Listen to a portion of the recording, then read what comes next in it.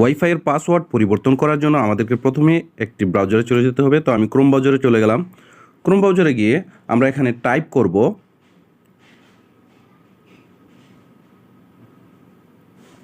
192.168.0.1 এটা লিখে আমরা সার্চ দিব।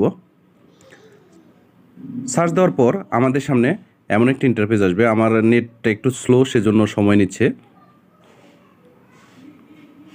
এরকম একটি ইন্টারফেস চলে আসবে, দেখতে পাচ্ছেন। আজকে কিন্তু আমরা আপনাদেরকে টিপি লিঙ্ক যে রাউটার আছে সেই টিপি লিঙ্ক রাউটারের পাসওয়ার্ড পরিবর্তনটা দেখাচ্ছি। তার পরবর্তীতে অন্যান্য রাউটারগুলোও আমি দেখাবো।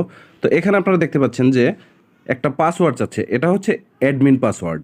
অ্যাডমিন পাসওয়ার্ড আপনার কাছে থাকবে না, এটা যারা আপনাদেরকে লাইনটা দিয়েছে তাদের কাছে অ্যাডমিন পাসওয়ার্ড আছে। অবশ্যই আপনি তাদের কাছ থেকে অ্যাডমিন পাসওয়ার্ডটা চেয়ে নেবেন, না হলে কিন্তু এটার কন্ট্রোলিংটা আপনি করতে পারবেন না।